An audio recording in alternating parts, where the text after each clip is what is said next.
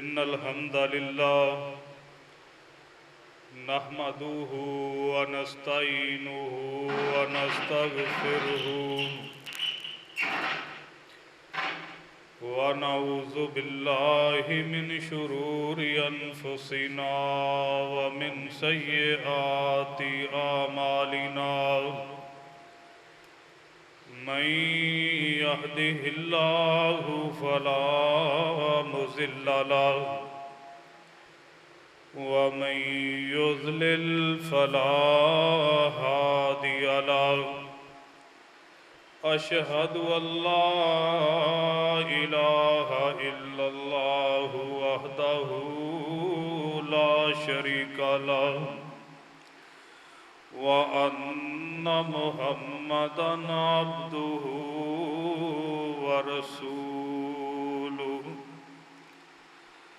अल्लाहुम्मा सल्लि अला मुहम्मदिन व अला आलि मुहम्मद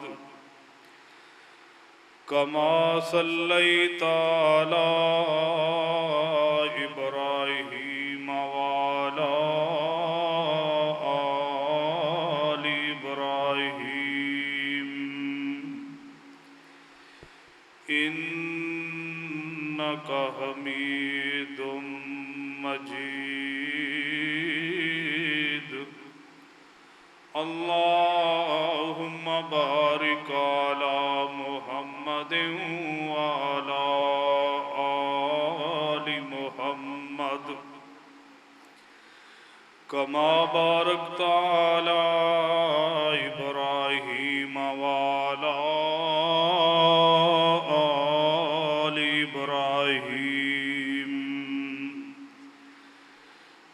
इन्नका हमीदुम मजीद। अम्मा बादु फ़इन्ना अहसनल कलामि कलामुल्लाह व खैरल हदिय हदिय मुहम्मदिन सल्लल्लाहु अलैहि वसल्लम व शर्रल उमूरि मुहदसातुहा व कुल्लु मुहदसतिन बिदअह व कुल्लु बिदअतिन ज़लालह व कुल्लु ज़लालतिन फिन्नार। अम्मा बादु फ़अऊज़ु बिल्लाहिस समीइल अलीम मिनश शैतानिर रजीम। वलनुज़ीक़न्नहुम मिनल अज़ाबिल अदना दूनल अज़ाबिल अकबर लअल्लहुम यरजिऊन। हर किस्म की हम्दो सना अल्लाह वहदहु ला शरीक के लिए, बेशुमार लातादाद दुरूद व सलाम सय्यदुल अव्वलीन वल आखिरीन जनाब मुहम्मदुर रसूलुल्लाह सल्लल्लाहु अलैहि व आलिहि वसल्लम की ज़ात गिरामी पे। मोहतरम भाइयों,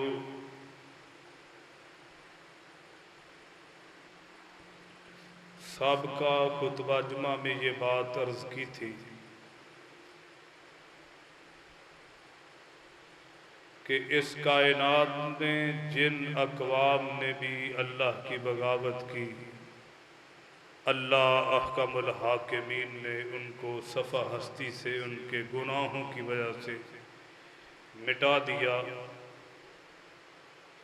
सरवरे दो आलम सल्लल्लाहु अलैहि वसल्लम ने अल्लाह से ये दुआ मांगी थी कि ए अल्लाह, मेरी उम्मत जो है साबका अक़वाम की तरह इसको इसके गुनाहों की वजह से अल्लाह सफ़ा हस्ती से न मिटाना। अल्लाह अहकमुल हाकिमीन ने दुआ को कबूल फरमा लिया और साथ ही ये फरमाया कि ए नबी सल्लल्लाहु अलैहि वसल्लम, मैं आपकी उम्मत को साबका अक़वाम की तरह मिटाऊंगा नहीं, लेकिन जब आपकी उम्मत बगावतों पे उतर आएगी, गुनाहों को करने लग जाएगी, तो फिर इनको राह हिदायत की तरफ लाने के लिए मामला ये होगा कि वाला नुज़ीक़न्नहुम मिनल अज़ाबिल अदना दूनल अज़ाबिल अकबर।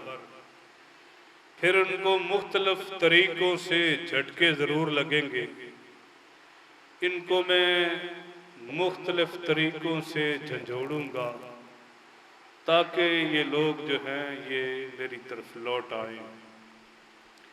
तो मेरे भाइयों, कुरान हकीम अगर आप पढ़ें तो अल्लाह रब रहमान ने जनाब शुएब अलैहिस्सलाम का तज़किरा किया अपने पाक कलाम में। सूरा हूद के अंदर अल्लाह अहकमुल हाकिमीन फरमाते हैं कि व इला मदियना अखाहुम शुआइबा, अहले मदियन की तरफ अल्लाह रब्बुल आलमीन ने जनाब शुएब अलैहिस्सलाम को नबी बना के भेजा।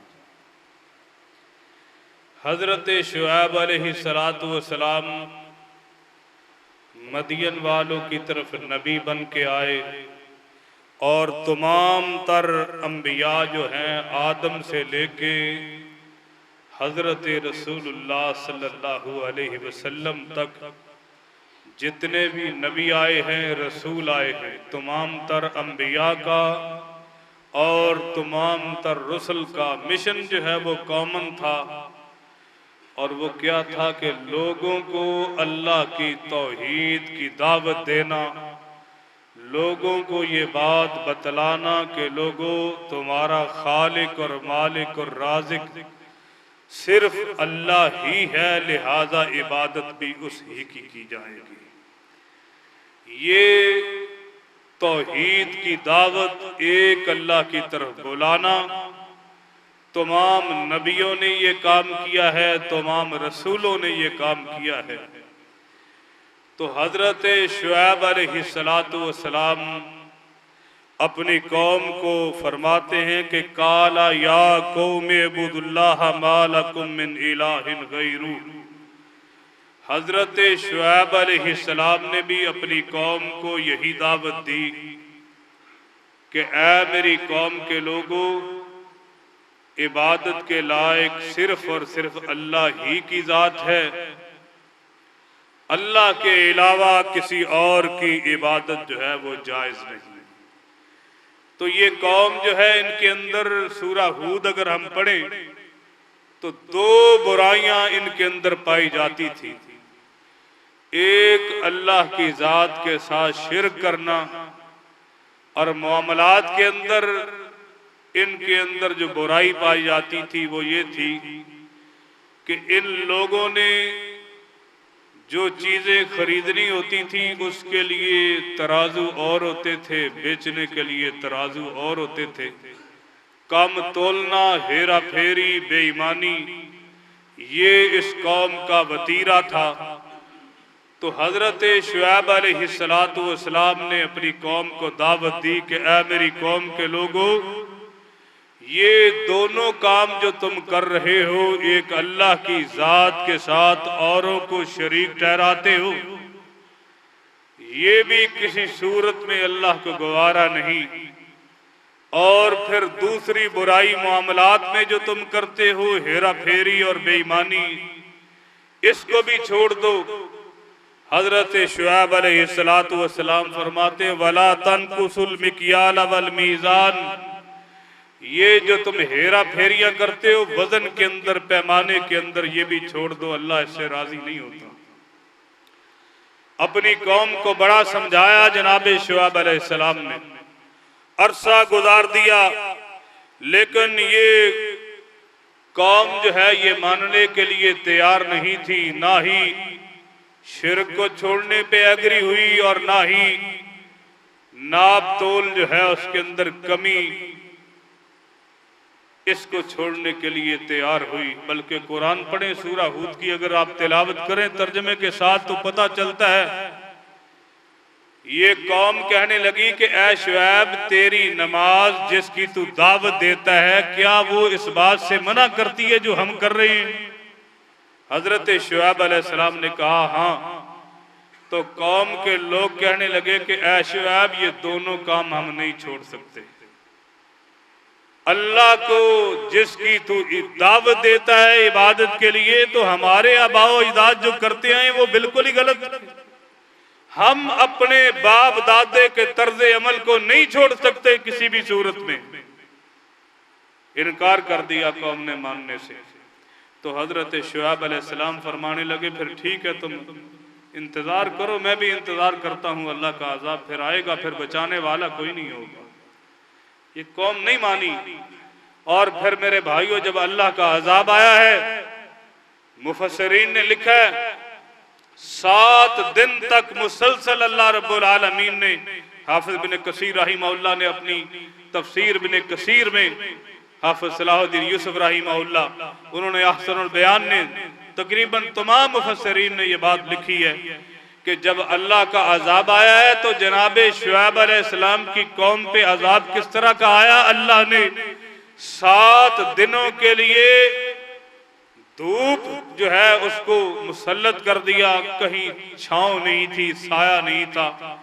7 दिन मुसलसल धूप ही धूप, और 7 दिनों के बाद फिर अल्लाह ने सायबान किया, बादलों की छांव की थोड़ी सी।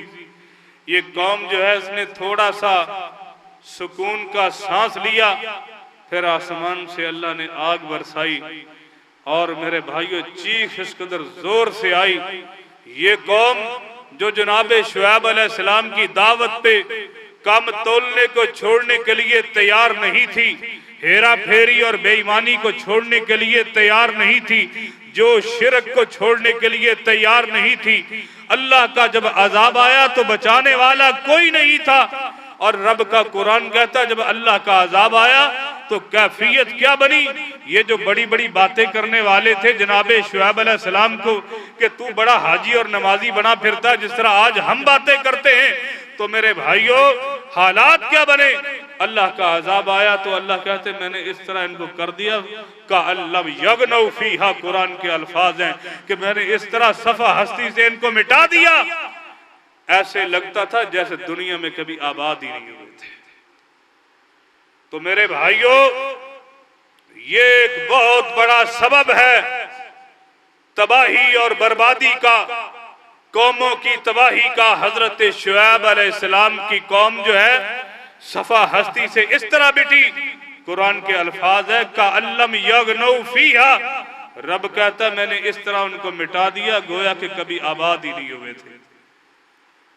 तो आज क्या हम इस गुनाह से बचे हुए हैं? मैं और आप अपनी अपनी जिंदगी का सर्वे करें। क्या हेरा फेरी और बेईमानी से, कम तोलने से, नाप में कमी से क्या मैं और आप बचे हुए हैं? अगर बचे हुए हैं तो अल्लाह का शुक्र अदा करें। अगर मामला खराब है तो फिर ईमान की फिक्र करें। ये ऐसा गुनाह है जो इंसान को जिंदा रहने का हक ही उससे छीन लेता है। ये अच्छी बड़ी कौम जो है सफा हस्ती से अल्लाह ने इनको मिटा दिया था। तो आज मेरे भाइयों जरा गौर करें, मुहासबा करें, मैं भी आप भी, कि हम एक रेडी वाले से लेके एक बहुत बड़ी कंपनी का मालिक वहां तक हम देखें, जिस जिस लेवल पे मैं और आप काम करते हैं। सब्जी फरोश है तो वो क्या कुछ करता है, दूध वाला क्या करता है, फल वाला क्या करता है, ऊपर तक आप देखते जाएं। मैं भी जिस फील्ड से ताल्लुक रखता हूं मैं भी गौर करूं, जिस फील्ड में आप काम कर रहे हैं क्या हम अपना काम ईमानदारी और दयानतदारी से कर रहे हैं? कोई गाहक अगर आ जाता है पैसे तो वो 1 नंबर चीज के देता है, तो क्या हम उस मेयार की जो हम पैसे ले रहे हैं कि हम चीज उसको उसके मेयार की देते हैं या नहीं देते। अगर नहीं देते तो फिक्र करे मेरे भाइयों, मौत का पता कोई नहीं किस वक्त आ जाएगा। कोई अगर कहीं पे मुलाजिम है तो उसकी 8 या 10 घंटे या 12 घंटे उसकी जो ड्यूटी है, मराद की तो वो डिमांड करता है अपने बॉस से, जी मुझे ये सहूलतें चाहिए, सैलरी मुझे टाइम पे मिलनी चाहिए, मुझे ये अलाउंस चाहिए, मुझे फलां चाहिए फलां चाहिए। तो ये भी साथ सोचो मेरे भाइयों, क्या 8 घंटे 10 घंटे 12 घंटे बॉस तो हर वक्त सर पे नहीं है, लेकिन अल्लाह तो देख रहा है ना। क्या कभी हमने सोचा जो मेरे जिम्मे काम था, क्या मैंने वो काम अपना पूरा ईमानदारी से पूरे दिन में किया या नहीं किया? और हमारे अकाबरीन अगर देखें, मुझे बात याद आई, जनाबे उमर फारूक रजी अल्लाह ताला अन्हु तशरीफ फरमा है, तो जनाबे अली रजी अल्लाह ताला अन्हु ये उनके मशीर थे, तो मिलने के लिए आए। हजरत उमर रजी अल्लाह ताला अन्हु बैतुल माल में बैठे हिसाब किताब कर रहे हैं, सरकारी काम कर रहे हैं, चिराग जल रहा है। जनाबे अली रजी अल्लाह ताला अन्हु मिलने के लिए आए, तो हजरत उमर रजी अल्लाह ताला अन्हु ने जो चिराग जल रहा था उसको बुझा दिया, एक नया चिराग पास पड़ा हुआ था उसको रोशन कर लिया। रब का शेर पूछता है, उमर मैं पूछना ये चाहता हूं कि मेरे आने से पहले जो चिराग जल रहा था वो आपने बुझा दिया है, एक नया चिराग आपने जलाया, वजह क्या है? तो आप फरमाने लगे, अली आपने कहना क्या है? तो हजरत अली कहते, मैंने सवाल इसलिए किया, मैं आपका मुशीर हूं, तो मैंने सवाल इसलिए किया है। जनाबे उमर रजी अल्लाह ताला अन्हु फरमाने लगे, अली आपके आने से पहले मैं काम भी सरकारी कर रहा था, चिराग भी सरकारी था, उसके अंदर जो तेल जल रहा था वो भी सरकारी था। अब मेरी और आपकी निजी मुलाकात है, मेरी और आपकी जाती मुलाकात है, तो मैं नहीं चाहता अपनी जाती मुलाकात में मैं सरकारी तेल जो है उसको इस्तेमाल करूं। अगर अपनी मुलाकात में, जाती और निजी मुलाकात में मैं अगर सरकारी तेल इस्तेमाल करूंगा, कल क़यामत के दिन अल्लाह ने मुझसे हिसाब लेना है, तो मेरा जवाब क्या होगा? मैं हिसाब नहीं दे सकता, इसलिए मना कर दिया है। तो मेरे भाइयों जरा गौर करें इस बात पे, ये इतना बड़ा गुनाह है, हेरा फेरी, बेईमानी, कम तोलना, ये जो है बहुत बड़ा लम्हा फिक्रिया है मेरे लिए, आपके लिए, कि अगर हम काम करते हैं, पूरा महीना काम कर रहे हैं, तनख्वाह हम पूरी लेते हैं, जो काम जिम्मे है क्या उसको ईमानदारी से, दयानतदारी से अदा कर रहे हैं या नहीं कर रहे? कोई देखने वाला हो या ना हो, अल्लाह की जात तो हमें देख रही है ना। रब का कुरान कहता है देखना तो बड़ी दूर की बात है, अल्लाह के इल्म का ये आलम है। अल्लाह रब्बुल आलमीन फरमाते कि वमा तस्कुतु मिन वरक़तिन इल्ला यअलमुहा, रब कहता है कि मेरे बंदो, मेरे इल्म की ये कैफियत है कि कायनात के किसी भी कोने में दरख्त का पत्ता भी गिरता है, रब कहते हैं वो गिरने वाला पत्ता भी मेरे इल्म के अंदर होता है। और वो उसके इल्म की कैफियत क्या है? इन्नहु अलीमुम बिज़ाति सुदूर, ये हेरा फेरियां जो हम एक दूसरे को डॉज करते हैं, रब कहता है बंदे मैं तो तेरे दिल की बातों को भी जानने वाला हूं, तेरे दिल में क्या है। तो मेरे भाइयों ये सबक लेके जाएं आज, ये जो मौजूदा हालात बने पड़े हैं, एक तरफ दरियाए सतलुज जो है उसकी बेल्ट पे जितने भी सैकड़ों देहात हैं वो जेरे आब आ चुके हैं। पिछले दिनों हम होके आए हैं वहां से, कसूर से लेके आखिर तक पूरी बेल्ट पे जितने भी देहात हैं बेचारे, उनकी फसलें तबाह हो चुकी, माल मवेशी के निकले के बीच में ही जाया हो गए, नुकसान हो गए। और फिर पूरे मुल्क पे महंगाई का जो बम गिराया गया, पेट्रोल महंगा, हर चीज महंगी, बिजली जो है उसकी सूरत हाल, ये सारे का सारा क्या है? रब का ये उसूल है। जिन कौमों में हेरा फेरी, बेईमानी, कम तोलना ये आम हो जाए, उन कौमों को फिर जिंदा रहने का हक हासिल नहीं रहता। तो मेरे भाइयों, इनफिरादी तौर पे मैं भी, आप भी अपनी अपनी जिंदगी पे गौर करें कि जिस शोबा जिंदगी से मैं और आप रिलेटेड हैं, जो काम मेरे और आपके जिम्मे है, क्या मेरा और आपका काम ईमानदारी से हम कर रहे हैं या नहीं?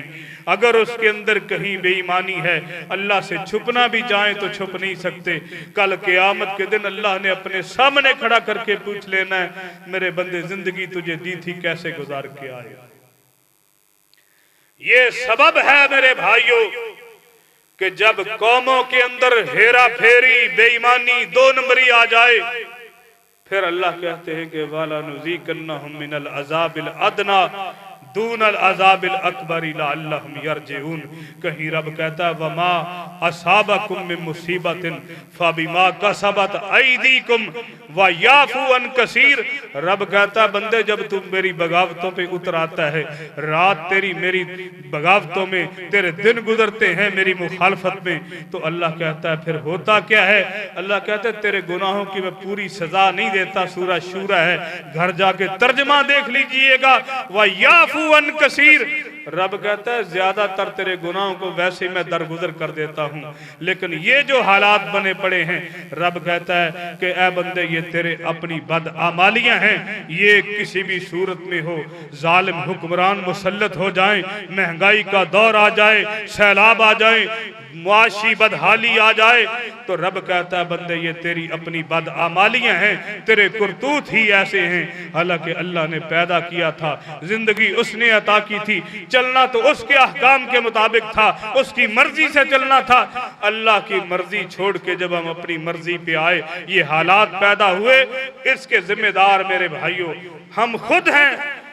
तो ये दूसरा सबब है, जब कौमों के अंदर ईमानदारी, दयानतदारी खत्म हो जाए, फिर इस तरह के आजाब, इस तरह की चीजें अल्लाह मुसल्लत कर देता है। तीसरा सबब कुरान हकीम को अगर हम पढ़ें इस तरह के हालात के आने का, वो ये है कि जब नबी सल्लल्लाहु अलैहि वसल्लम की उम्मत जो है वो ज़कात को तावान समझना शुरू कर देगी, अल्लाह का जो हक है, इनके जिम्मे जो हक है, उसको जब भूल जाएंगे तो फिर इस तरह के मामलात बनते हैं।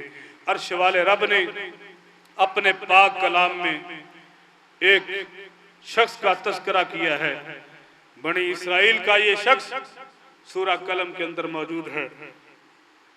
ये छोटा सा जिम्मेदार और इसका थोड़ी सी जमीन इसके पास मौजूद है, उस पे खेती बाड़ी करता है। और मुफस्सिरीन ने लिखा है कि अल्लाह की रहमत इस पे इस कदर ज्यादा हुआ करती थी कि जब इसको पानी की जरूरत पेश आती, इसकी जमीन के ऊपर बादल जो है इस तरह आते, बारिश बरसती, ये पानी अपनी जमीन को लगाता। और इसका मामूल क्या था कि जितनी भी पैदावार होती थी, एक हिस्सा जो है वो रख लेता जो जमीन की जरूरियात थी, उस पे जो लागत आनी थी उसके लिए, और दूसरा हिस्सा वो रख लेता अपनी जरूरियात जिंदगी के लिए, और एक हिस्सा जो है वो अल्लाह की राह में कुर्बान कर दिया करता था। सिलसिला इसका चलता रहा जितनी देर इसकी जिंदगी थी, ये सिलसिला जो है ये चलता रहा। एक वक्त आया कि ये बंदा फौत हो गया, हर आने वाले ने एक दिन चले जाना है। जब ये बंदा फौत हुआ तो इसके बेटे जवान हो गए, तो वो उन्होंने प्रोग्राम बनाया भी बाबा जी तो फौत हो गए हैं, तो ये तो बाबा जी को तो अकल ही कोई नहीं थी, ये तो सारा गरीबों मिस्कीनों में तकसीम करके आ जाता था, तो हम ऐसा नहीं करेंगे।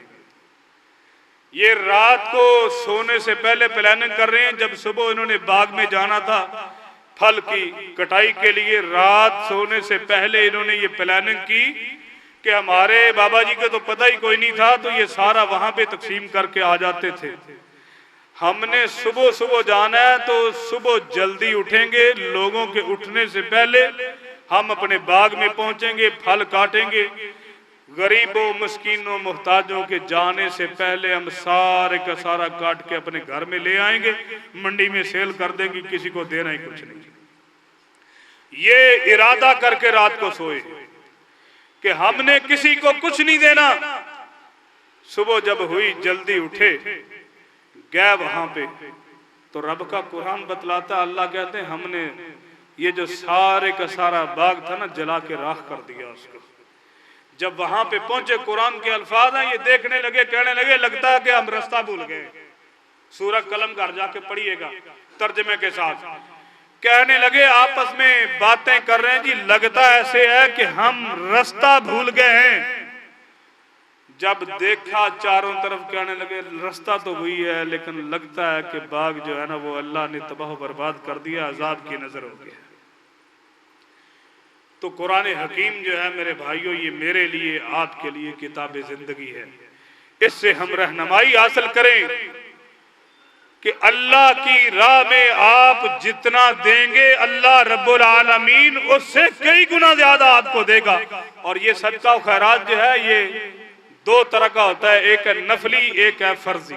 फर्जी सदके को ज़कात कहा जाता है और नफली जो है ये सदका, ये दो तरह का सदका है। अल्लाह रब्बुल आलमीन ने एक निसाब जो है वो मुतय्यन किया है, साल गुजर जाए तो उसके बाद उसमें से 2.5% इसकी अदायगी, जिसे हम ज़कात कहते हैं, ये सदका जो है ये लाजिम है।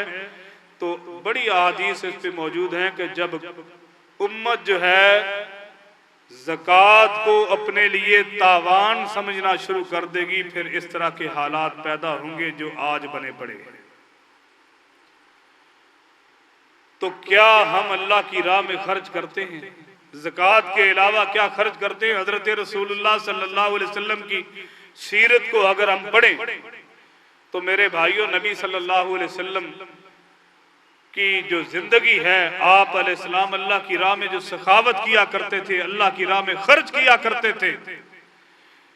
सही बुखारी में मौजूद है, नबी सल्लल्लाहु अलैहि वसल्लम के सदका खैरात की जो रफ्तार है वो तेज आंधी और तूफान से भी ज्यादा तेज हुआ करती थी। और यही वजह है, मुझे एक दिन एक बंदे ने सवाल किया, जी आप दावा ये करते हैं जी हमने काम वो करना जो नबी पाक सल्लल्लाहु अलैहि वसल्लम ने किया है, तो आप पूरे जखीरा हदीस से दिखा दे कि नबी पाक ने कभी ज़कात दी हो। तो ये बड़ी सोचने वाली बात है कि पूरी जिंदगी जी नबी पाक सल्लल्लाहु अलैहि वसल्लम ने ज़कात दी नहीं, आप हर रमजान से पहले जो ना 2-3 जुमे इसी में पढ़ा देते हैं। तो मेरे भाइयों, नबी सल्लल्लाहु अलैहि वसल्लम ने पूरी जिंदगी माल जमा ही नहीं किया। पूरी जिंदगी नबी अलैहिस्सलातु वस्सलाम ने, आप हदीस पढ़ेंगे तो कई बार ऐसे हुआ है घर में पता चला कि इतना सा सोना पड़ा हुआ है, तो आप मस्जिद में आए नमाज पढ़ाने के लिए, वापस गया उसको पहले अल्लाह की राह में खर्च करके तो फिर आके आपने नमाज पढ़ाई है। तो आप अलैहिस्सलाम ने तो दुनिया जमा ही नहीं की। इसलिए मेरे भाइयों, जब कौमें उम्मत मुहम्मदिया जब सदकात को, ज़कात को ये तावान समझना शुरू कर देगी, फिर इस तरह की मुसीबतें अल्लाह मुसल्लत करेगा। तरगीब और तरहीब अल्लामा मुंज़िरी की किताब है, उसके अंदर रिवायत मौजूद है। फिर अल्लाह जालिम हुक्मरानों को मुसल्लत कर देता है। मुआशी इस्तेहकाम नहीं रहता, कहीं जल्जले आ रहे हैं, कहीं सैलाब आ रहे हैं, कभी कुछ हो रहा है, कभी कुछ हो रहा है। तो ये क्या है? जब रब की राह में खर्च करने को इंसान अपने लिए तावान समझता है ना, हालांकि अता करने वाला अल्लाह है, अल्लाह रब्बुल आलमीन अता करने वाला है। और आपको याद होगा, आखिरी बात करके बात को खत्म करता हूं, कुछ साल पहले वो एक भाई थे, बाई एयर सफर कर रहे थे, वो पहले जो गाया करते थे, बाद में नाम मेरे ज़हन में नहीं आ रहा, जमशेद, नासर जमशेद था या इस तरह का कोई नाम था। तो वो जब सिंगिंग उस बंदे ने छोड़ी है ना, तो मुआशी हालात से नातों की तरफ आया, तो बड़ा मुआशी हालात बड़े तंग थे, बड़ा टाइट था, दोबारा पलटने का इरादा किया। तो मेरे एक दोस्त हैं, तो वो मौके के गवाह मौजूद हैं, वो कहते हैं कि तकी उस्मानी साहब ने कहा भी इस तरह करो कि आप जो है ना, जो काम कर रहे हो, एक बंदा अपने साथ और पार्टनर मिला लो, मैं गारंटी देता हूं आपको कभी रिज़्क़ के अंदर तंगी नहीं आएगी, तंग दस्ती नहीं होगी। तो उन्होंने कहा जी बताएं। कहने लगे कि अल्लाह ताला को आप पार्टनर बना लें साथ, जो आपको प्रॉफिट आए पहले 2 बंदे, तीसरा अल्लाह को मिला लें, अगर नुकसान हो जाए तो जिम्मेदार मैं हूं। तो वो बताते हैं कि एक डील उन्होंने की, उस डील में ही अल्लाह ने जो है ना इतना कमाल दे दिया, पिछले सारे कर्जे अल्लाह ने उनके जो है ना वो दूर कर दिए थे। तो मेरे भाइयों, जब कौमें ज़कात को, सदकात को अपने लिए तावान समझे, फिर इस तरह के हालात और मामलात बनते हैं। इसलिए अल्लाह की राह में खर्च करना वो हमारे ज़िम्मे लाजिम हो। ज़कात की सूरत में तो तब भी, और अगर लाजिम ना हो तो सदका और खैरात अल्लाह की राह में कसरत से करना चाहिए। और इन तमाम तर मसाइल का जो हल है, वजूहात और भी हैं, एक ही हल है इन हालात से निकलने का, सलाबी बदहाली हो या सियासी या मुआशी जो है वो इस्तेकाम ना हो, उसका हल एक ही है कि अल्लाह की तरफ जो है वो रुजू करें, अल्लाह के हुजूर जो है गुनाहों की तौबा करें। अल्लाह बख्शने वाला है। जब हम अल्लाह के हुजूर बख्शिश मांगेंगे, सिद्ध के दिल से तौबा करेंगे, फिर अल्लाह की रहमतें भी नाजिल होंगी, फिर इंशाअल्लाह मामलात भी ठीक हो जाएंगे। अल्लाह से दुआ है अल्लाह पाक मुझे और आपको किताब और सुन्नत पे कायम रखे, अल्लाह खात्मा ईमान पे फरमाए। व आखिर दवाना अनिल हम्दुलिल्लाहि रब्बिल आलमीन।